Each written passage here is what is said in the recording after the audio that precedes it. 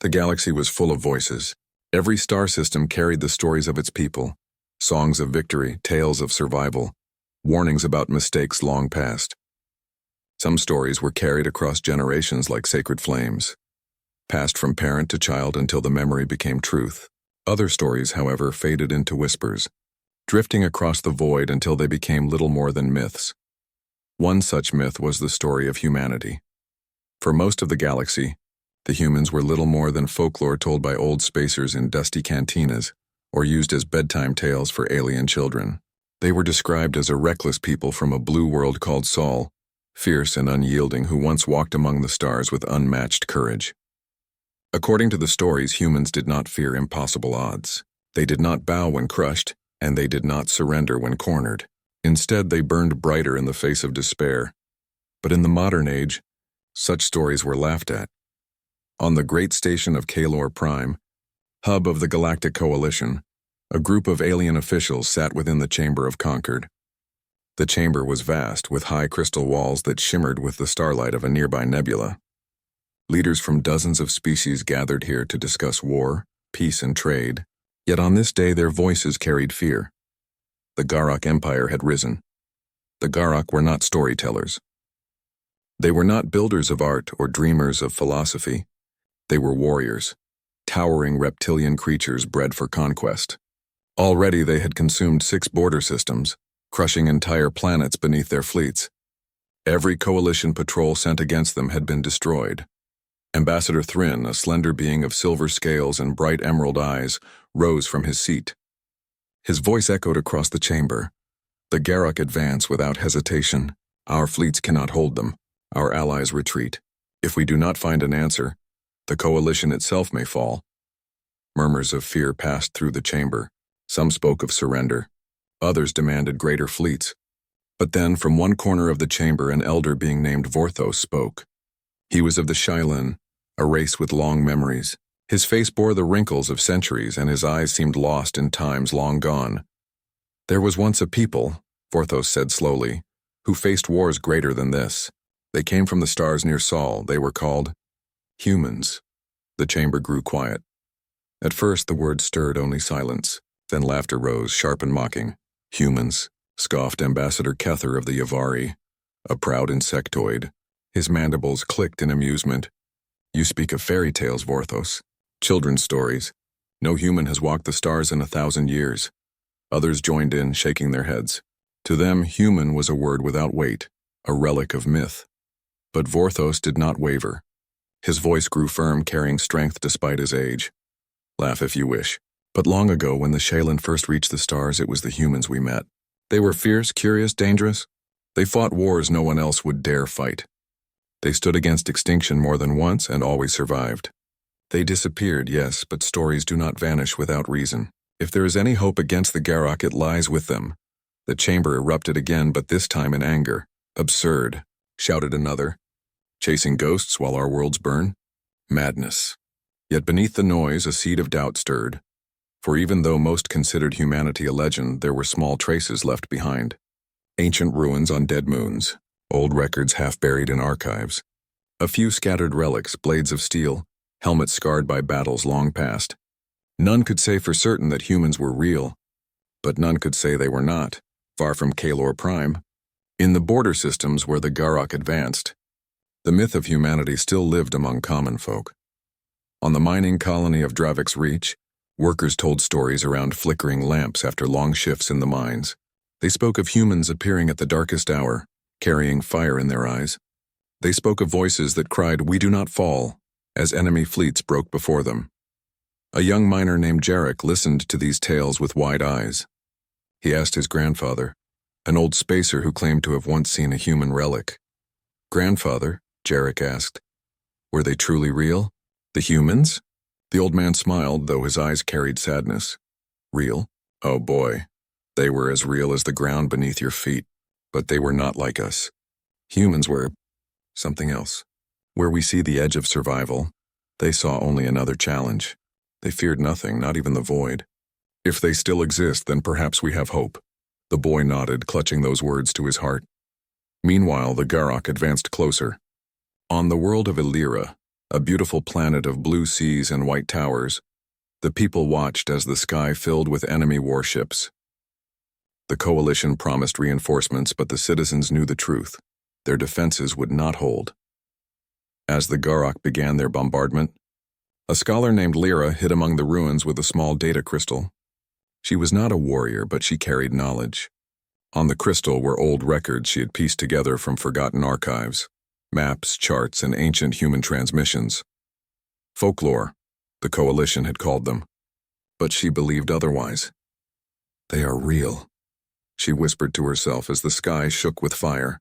They must be real, and if they ever return, perhaps they will hear us.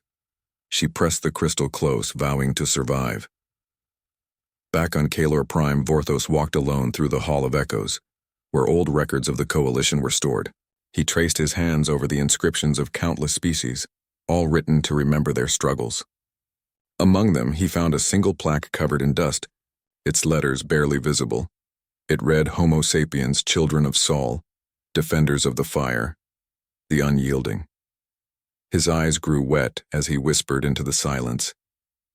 If ever you hear us, children of Sol, the galaxy needs you again. And so the galaxy turned. The Garok marched forward. The coalition fractured, and the name human continued to linger only as folklore, dismissed by the powerful, but held like a spark by the desperate. What none yet knew was that far away, hidden beyond forgotten lanes of space, humanity still lived. They had not vanished. They had not died. They had only been waiting for the moment when the galaxy once again needed fire. The war with the Garok grew worse with each passing day. Every week brought news of another lost colony, another fleet destroyed, another system burned. The Galactic Coalition, which had stood for centuries as a shield of peace, was crumbling. Its admirals whispered in private that they could not hold the line much longer. Fear spread like a disease. On the outer rim station of Velarin Watch, a lonely outpost guarding the silent reaches of space, Commander Serac of the Talvan sat in the control room with his crew. They were tired, worn from endless patrols, but duty chained them to their posts. Their job was simple: monitor transmissions, track signals, and watch for Garok scouts. That night, as the stars drifted beyond the observation glass, the silence was broken. "Commander," called a young officer with wide blue eyes. "We've intercepted something." Serac's head turned. "Another Garok code?" The officer shook her head slowly, confusion written across her face. "No, it's not Garok. It's not any coalition signal either. It's old, very old." The commander stood and crossed the room, his scaled fingers tightening on the railing. "Play it." The speakers crackled to life with a strange, broken voice. The words came distorted, carrying static and echoes, but the language was unlike anything the crew had ever heard. "This is Vessel request. Assistance. Repeat. Distress call. Sol Defense Fleet." The transmission cut off, then repeated again. The crew stared in silence. Serac's heart pounded. "Archive search. Find out what language that is." The officer tapped frantically on the console. A moment later, her voice trembled with disbelief. "Commander, the database identifies it as English." The control room fell silent again. Everyone knew that word. Everyone had heard the stories, even if most dismissed them. English, the language of the mythic humans. "Impossible," muttered Serac. "That tongue has been dead for centuries. How could it appear here?" Yet the signal continued, looping again and again as if calling out across the ages. News of the discovery reached GalacticPrime within hours. The Coalition Council convened, their chamber buzzing with disbelief. "This is a trick," said Ambassador Kether, clicking his mandibles sharply. "A Garok deception, nothing more. They hope to lure us into a trap." "But the code was authenticated," replied Counselor Irissa, a calm avian scholar. "The signal structure matches transmissions older than our coalition itself. No Garok could fabricate this." Vorthos, the elder Shaylin who had once spoken of humans, leaned forward, his eyes burning. "Do you not see? The legends are true. Humanity still lives." The chamber erupted in argument. Some shouted in hope, others in anger. The thought of humanity returning divided them deeply. For the powerful, it was a threat to their order. For the desperate, it was the only chance of salvation. Finally, the Supreme Chancellor brought silence with a raised hand. "Enough. We cannot ignore this. A team will be dispatched to track the signal. If it is real, we must know. If it is false, we will prove it. Either way, we cannot turn away, and so, a small coalition vessel, the Starseeker, was sent on a mission into the dark. The Starseeker's crew was a mixture of species, chosen carefully to represent many voices. Commander Elric of the Valon led them. Tall and calm, his people valued reason above fear. Alongside him were Erissa the Avian Scholar, a handful of soldiers, engineers, and translators. None fully believed they would find humans, but curiosity and perhaps hope pushed them forward. For days, the Starseeker followed the faint signal. It was weak, like a dying echo bouncing across time. Yet the further they went, the stronger it became. Erissa worked tirelessly to decode fragments. It speaks of defense fleets, of war, of survival. It is not a single ship. It is a call from a people preparing to fight. Elric frowned as he listened. But these transmissions, they are centuries old. How could they only reach us now? Erissa's feathers shivered.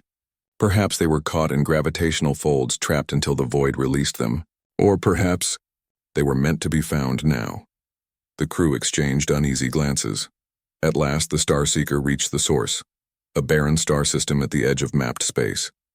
A dying sun glowed weakly at its center, surrounded by debris fields and silent rocks. At first, it seemed lifeless. But as the sensors swept deeper, shapes began to emerge. Ships, not one, not two, but dozens, hidden within the asteroid belt. Their hulls were old, scarred by time, built with a design no coalition engineer had ever seen. Some bore weapons larger than any modern craft their size should carry. Others carried markings of faded flags, a blue circle, a golden eagle, a rising star. "By the stars," whispered one of the soldiers. "These are human ships." The bridge held its breath. Suddenly, a new transmission cut through the silence. Clearer this time, stronger, carried directly to their channel. "Unidentified vessel. You have entered restricted Sol defense territory. State your intent." The crew froze. The voice was not broken, not old, it was living. Elric stepped forward, his voice steady. "This is Commander Elric of the coalition vessel Starseeker. We come seeking the people called humans. Are you—" The transmission interrupted sharply. "Confirm identity, confirm allegiance, or leave." The crew exchanged glances. Erissa trembled with excitement. "They are real," she whispered. "They are alive." Elric raised his voice again. "We are not your enemies. The coalition faces annihilation by the Garak Empire. If you are truly human, then your strength may save us all." There was silence on the channel for a long time. Finally, the voice returned, colder. "The galaxy turned from us long ago. Why should humanity bleed for you now?" The crew had no answer. For hours, they waited in uneasy orbit. Coalition records were useless. No one had ever spoken with a living human. Finally, a small craft detached from the hidden fleet and approached. Its design was strange, angular, practical, but built with a kind of beauty born of function. From it, a single figure emerged in a suit of armor scarred by centuries of repair. The human walked with heavy steps, magnetic boots gripping the surface of the Starseeker's landing bay. When the helmet opened, the crew gasped. The face within was unlike any they had seen. Flesh instead of scales, feathers, or chitin. The human's eyes burned with sharp determination, his expression carved by hardship. "I am Captain Elias Kane," he said in English, then switched to a rough translation device. "Of the Sol Defense Fleet, humanity did not vanish. We chose silence, but now it seems silence is no longer enough." The coalition crew stared, words failing them. The legend stood before them in flesh and blood. That night, Elric spoke with Captain Kane in the Starseeker's conference room. "You must understand," Elric said. "The Garak will not stop. They destroy everything. Without you, we cannot win." Kane's jaw tightened. His eyes drifted to the stars outside the window. "We know of the Garak. We've watched them for years from the shadows. We have fought wars like them before, and we paid the price." Erissa leaned forward, feathers trembling. "Why hide? Why let the galaxy believe you were gone?" The human's gaze hardened. "Because the galaxy forgot us. When we bled, no one came. When we fell, no one reached out. We learned that survival meant silence." His voice softened then, though his eyes still burned. "But now, perhaps the time has come to return." Elric's heart lifted. "Then you will fight?" Kane did not answer at once. He rose, placing a hand on the table. "We will consider it. But understand this. Humanity does not fight for promises or politics. We fight for survival, and for those who stand beside us as equals. If your coalition wishes our aid, you must stand ready to bleed with us." His words hung heavy in the air, sharp and unyielding, and in that moment the coalition officers understood why humans were legend. They were not saviors from stories. They were not miracles. They were survivors, flesh and blood, fire and steel. The forgotten were forgotten no longer. Far away, the Garrock fleets advanced still, unaware of what had stirred in the shadows.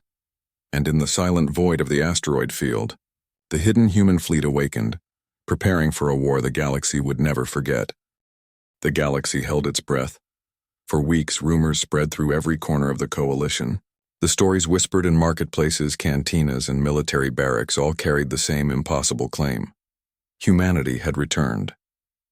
Some laughed at the idea. Fairy tales, they said, nothing more than wishful thinking. Others clung to the hope like a drowning sailor to driftwood. "If the humans fight beside us," they whispered, "then maybe the Garrock can be stopped." But no one truly knew the truth until the Battle of Illyra. Illyra was a world of shimmering seas and white crystal towers, once known as a jewel of the outer systems. Its people were builders and dreamers, not warriors. Yet now its skies boiled with Garrock fire. The reptilian invaders had come with their vast fleet, their dark ships blotting out the sun.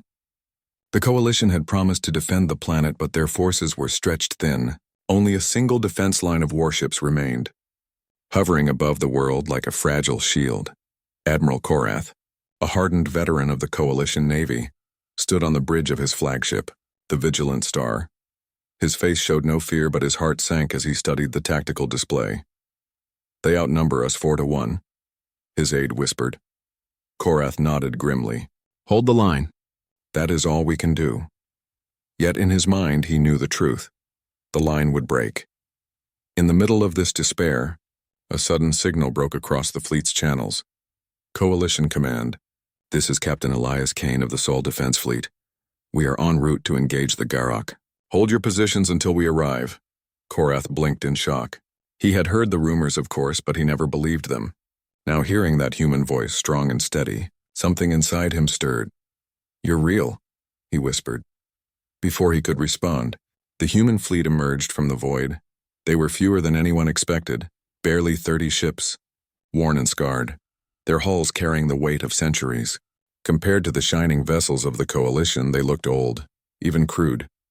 Some commanders laughed bitterly. "Those are our saviors? Rusted relics?" But then the humans formed up in a tight wedge formation, moving with a discipline that silenced every doubt. Their ships did not scatter or hesitate. They moved like predators ready to strike. The Garrock fleet descended, roaring with weapons fire. Their cannons lit the void with waves of energy, tearing into the coalition line. One coalition ship after another fell, unable to withstand the storm. "Shields failing," cried officers across the comms. "We cannot hold." Then Kane's voice thundered through the channels. "Coalition vessels, brace yourselves. Sol fleet will take the front." The human ships surged forward. Instead of holding their ground like the coalition, they plunged directly into the storm of enemy fire. Gasps filled the coalition command bridges. "They're insane. They'll be torn apart." But the humans were not torn apart. They weaved through the chaos with reckless precision, their smaller numbers turning into an advantage. Where coalition ships relied on heavy shields and careful formations, the humans relied on speed, deception, and sheer audacity. A pair of human frigates darted between two massive Garrock battleships, releasing a cloud of metallic fragments that confused enemy targeting systems. A human destroyer feigned retreat, luring 3 Garrock cruisers into the range of hidden mines before detonating them all in a single blast. Coalition officers watched in stunned silence. These were not the careful tactics they had trained for. These were acts of daring no other species would have attempted.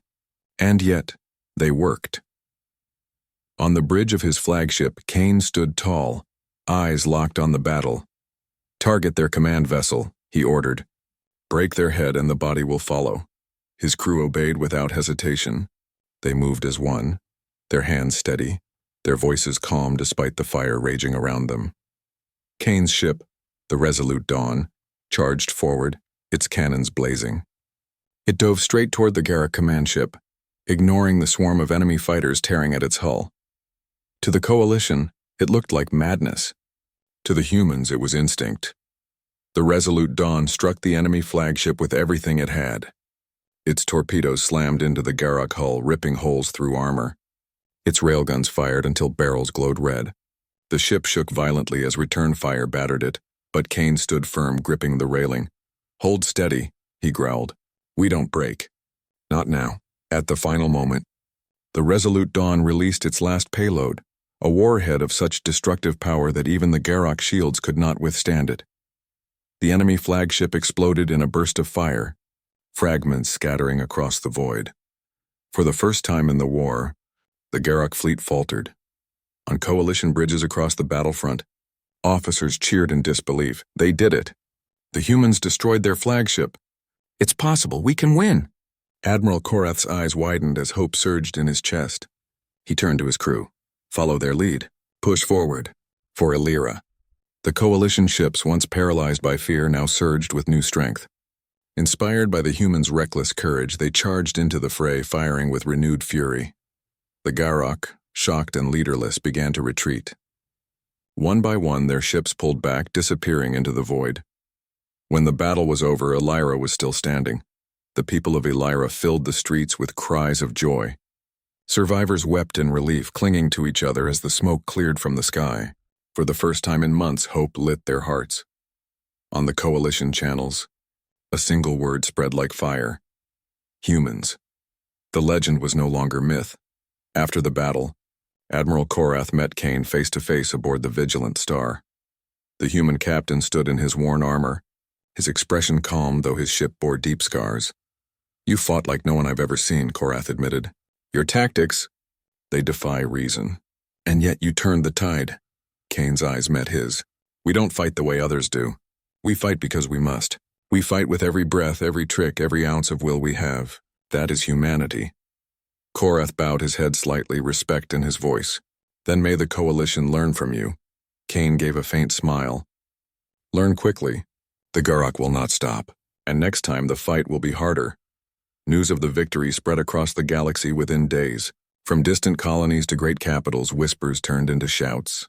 The forgotten warriors had returned, and their first test of fire had proven them real. In marketplaces, children played games pretending to be humans, charging fearlessly against imaginary foes. In barracks, soldiers repeated Kane's words, strengthening their resolve. And in the Coalition Council itself, even the doubters sat in silence, unable to deny what had happened. Vorthos, the elder Shylin, smiled quietly when he heard the reports. "I told you," he whispered to himself. "The fire has returned." But in the dark reaches of space, the Galactic brooded.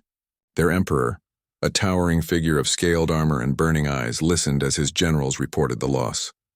"They fight like no other, my lord," one growled. "Their spirit does not break. They are dangerous." The emperor's claws scraped against the stone of his throne. His voice rumbled with anger. "Then we will crush them first. If humanity has returned, then humanity will be destroyed." His fleet commanders bowed in silence. The galaxy had changed. The myth was alive again. And both allies and enemies understood one truth. Humanity was not folklore. Humanity was fire. The galaxy was no longer the same.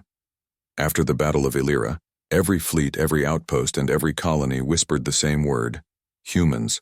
But humans did not fight for fame. They did not march for medals or recognition. They fought because they could and because they knew the meaning of courage in the face of impossible odds. Now, in the weeks that followed their first open battle, the Sol Defense Fleet, hidden for centuries, took the Coalition under its wing.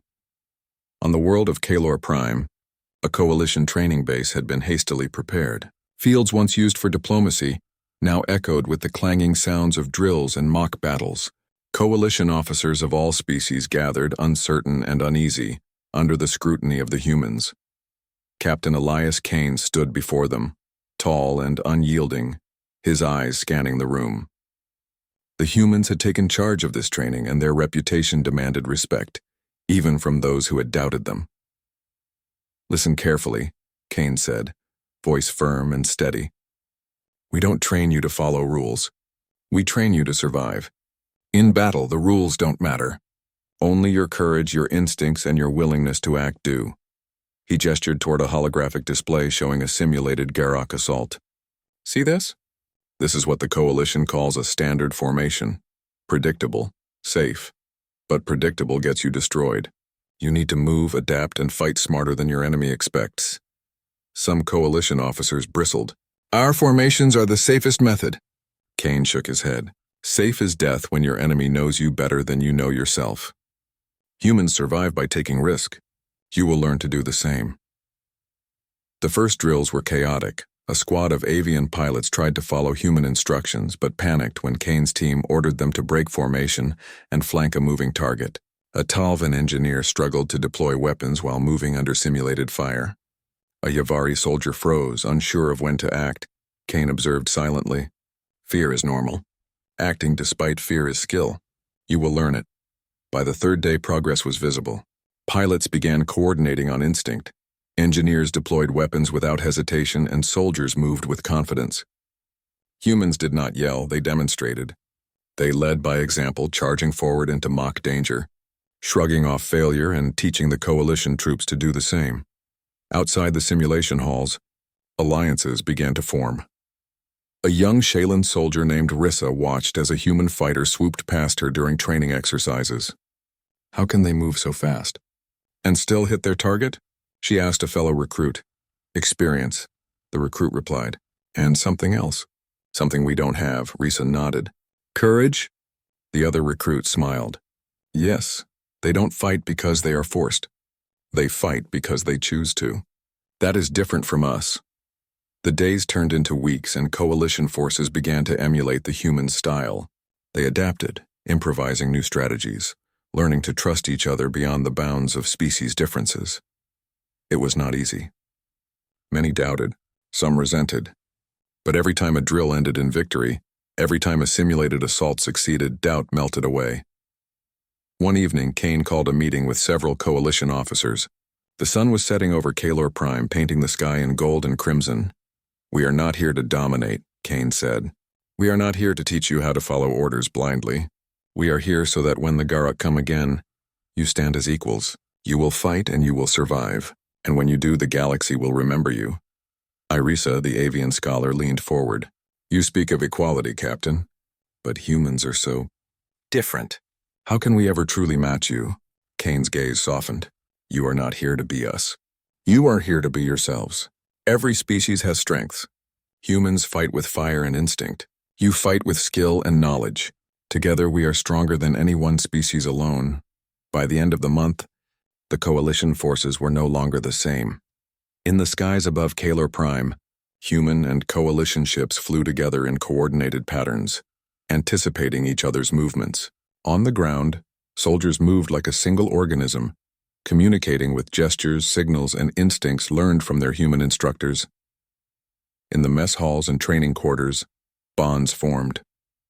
Humans laughed with the Avari soldiers, debated tactics with the Shaylin, and shared stories of past battles with the Talvan engineers. The legend of humanity became reality, not only in their fighting, but in the spirit they inspired. Even those who had once mocked the idea of humans as myth now looked upon them with awe. Meanwhile, news reached hidden human fleets. Captain Kane stood on the deck of the Resolute Dawn looking out at the stars. His second-in-command, Lieutenant Mara, approached him. "They are improving quickly," Mara said, nodding toward the communication feed showing Coalition ships practicing maneuvers. "They listen, they adapt. Some may even surpass us one day." Kane's expression was calm, but his eyes reflected pride. "That is the point. We are not here to dominate. We are here to ignite. Fire spreads, and these species, they are beginning to burn," Mara smiled. "You think they will survive the next Garrock attack?" Kane's jaw tightened. "They will. Or they will fight until they fall. Either way, they will no longer be afraid." One night, as the training base rested, a young Talvan soldier named Jorik wandered the grounds. He watched humans and other species talking together, sharing stories, laughing. He had heard the legends before, the stories of human courage, but seeing it in action was different. He watched a human engineer demonstrate how to repair a starfighter under simulated fire, moving calmly while explosions rocked the hangar. He watched a human pilot dive through a mock Garok assault, dodging and weaving as if danger were nothing. Jorik's heart swelled. If humans can do this, he whispered, then maybe we can survive too. In that moment, he understood the truth. Humans were not just warriors, they were teachers, mentors, and symbols of hope. The days of training continued, but it was not all easy. Coalition officers struggled with the human style. Humans often took risks that seemed reckless. They acted without hesitation, moved unpredictably, and encouraged others to do the same. Some coalition leaders worried. What if we fail? One asked Kane during a strategy session. Kane leaned forward. Failure is not the worst thing. Hesitation is, doubt is. If you act even imperfectly, you gain experience. If you wait, the Garok will destroy you. Survival is earned through courage, not perfection. That simple truth, repeated over and over, began to change the coalition forces. Fear lost its hold. Hesitation disappeared. They began to fight like humans, not in style but in spirit. And then came the first coordinated exercise against an actual Garok scouting force. A small fleet had ventured too close to the Garok frontier. They were ambushed by a patrol of 10 enemy ships. Normally, such a group would have been destroyed, but this time coalition and human forces acted together. Ships twisted, flanked, and struck with unpredictable patterns. Ground crews fired orbital weapons in sync with the fleet. Coalition soldiers used maneuvers learned from human drills.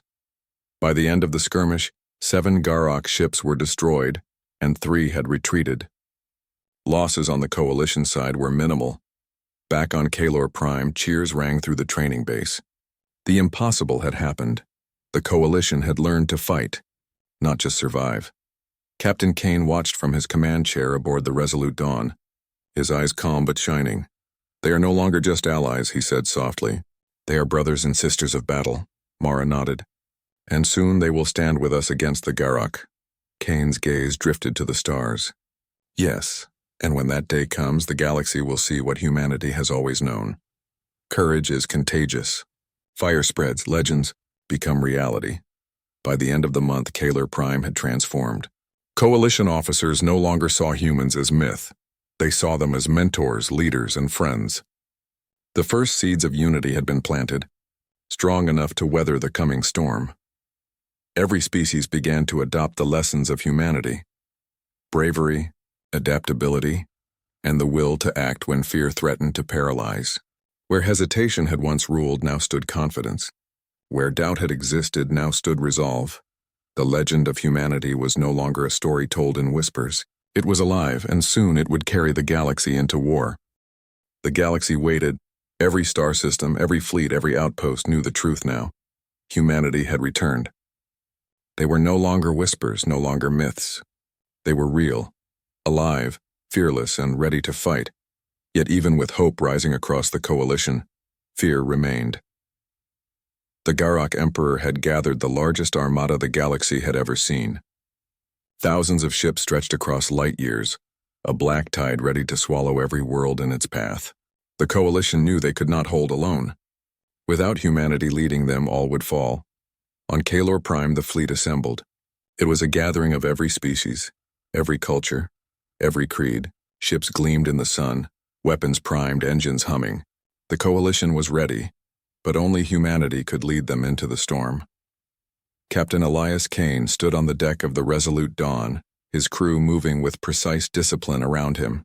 Beside him, Lieutenant Mara studied the tactical display. They formed a wedge, she said, pointing at the Garok Armada. They plan to strike at the center of our line first. Kane nodded. Let them try. They will learn, as all enemies learn, that humans do not break, and those who fight beside us will not either. He turned to the assembled coalition commanders. Listen carefully. Today we do not fight for glory. We fight for survival. Every ship, every soldier, every mind must act with courage. Trust each other. Trust yourselves. And remember, fear is the enemy, not them. The fleets moved into position. For hours, the void was silent. Then the Garok surged forward, energy beams streaking across the darkness, tearing apart distant debris and warning the coalition of the coming storm. The first clash was brutal. Ships collided, lasers cut through shields, and entire squadrons vanished in flames. The coalition faltered at first, struggling against sheer numbers. And then humanity struck. The Sol defense fleet moved like a living organism. Ships twisted, looped, and darted in patterns no one had expected. Smaller craft darted through enemy lines, causing confusion and chaos. Heavy destroyers held the front line, taking blows meant for others. Tactical mines exploded in precise timing, splitting enemy formations. Coalition ships, inspired and emboldened by the humans' daring, followed suit. They abandoned the cautious strategies of the past. They acted together as a single force flowing with humanity's rhythm. Where once fear had gripped them, now burned confidence. Captain Kane led the charge personally. The Resolute Dawn barreled into the heart of the Galactic fleet, ignoring warning fire, dodging immense beams, and striking with perfect timing. Lieutenant Mara gritted her teeth as she guided the ship's cannons. "We can't hold them much longer," she warned. Kane's eyes were calm, unwavering. "Then we push harder. Fear is a choice. Courage is action." The human flagship weaved between enemy capital ships, delivering decisive blows to the command vessels. Coalition forces followed, breaking the Galactic wedge apart. One by one, enemy ships began to falter, retreating into space, unsure of what to do against the unrelenting fire of humans and their allies. On the bridge of the Vigilant Star, Admiral Korath's eyes widened in amazement. "They move as if the Galactic are nothing," he muttered. "They are incredible." Beside him, Irissa nodded. "They are not just incredible. They are the spark the galaxy needed." Indeed, everywhere across the battlefield, coalition forces felt the shift. Inspired by humanity, they fought with new skill and courage. Fear was replaced with resolve. Doubt was replaced with determination. The tide of battle had turned. The Galactic Emperor watched in disbelief as reports poured in from his fleet commanders. Their carefully planned attack was crumbling. Ships had been destroyed at rates never before seen. His warriors, trained for centuries in war, were faltering against humans and the coalition fighting beside them. "They are defying expectations," one commander stammered. The Emperor's eyes glowed with fury. "Then crush them harder. Show them the futility of hope." But the harder they fought, the more the humans adapted. Every attack was met with a counter. Every formation broken, replaced with new unpredictable maneuvers. Every enemy advance turned back by courage, strategy, and relentless will. High above Elira, the battle reached its climax. Kane's voice rang across all coalition channels. "Now! Push together. Strike the core." The fleet surged. Ships rammed forward, combining firepower in massive concentrated blasts. Coalition and human craft moved as one, smashing through the Galactic lines. The enemy flagship, a colossal structure of dark metal, quaked under the assault. Torpedoes, missiles, and railguns struck simultaneously, ripping holes in its armor. Captain Kane gritted his teeth. "One final push." With a coordinated effort, the Galactic command ship exploded in a blaze of fire and debris. The remaining enemy fleet, leaderless and shaken, began a full retreat. Cheers erupted across the coalition fleet. Sailors, pilots, and soldiers alike felt relief and triumph. The galaxy had been saved, not by luck, not by chance, but by courage, unity, and the humans who reminded everyone what it meant to fight. On GalacticPrime, crowds cheered in celebration. Children waved banners depicting human ships singing songs of courage. Elder scholars smiled quietly, knowing the legends they had preserved had finally returned to the stars. Captain Kane stood on the deck of the Resolute Dawn, surveying the battlefield, now quiet except for drifting wreckage. Beside him, Lieutenant Mara spoke softly. "We've won. The Galactic are retreating. The galaxy is safe, for now." Kane's eyes were steady, though deep thought shadowed them. "We have won a battle, not a war. The Galactic will return, but today humanity reminded the galaxy that courage cannot be destroyed." He turned to his crew. "We do not fight for fame. We do not fight for glory. We fight because it is necessary, because we must, and because together we can endure what others cannot."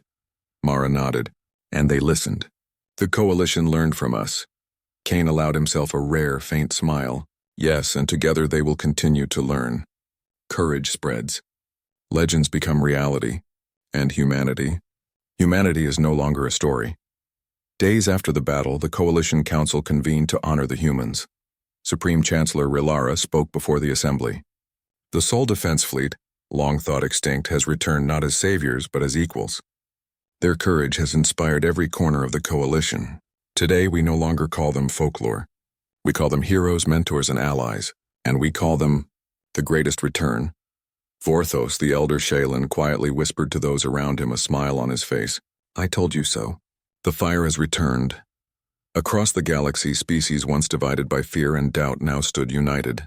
Together they rebuilt, trained, and prepared for whatever the future might hold. They had learned an invaluable lesson. Courage is contagious. And when humans stand beside you, hope becomes unstoppable. Captain Kane returned to his fleet, standing on the resolute dawn, looking out at the stars. He thought of the centuries humans had waited in silence. He thought of the countless worlds that had forgotten them. And yet here they were. Humanity has returned, he said quietly. Not for revenge. Not for glory. For survival. For the galaxy.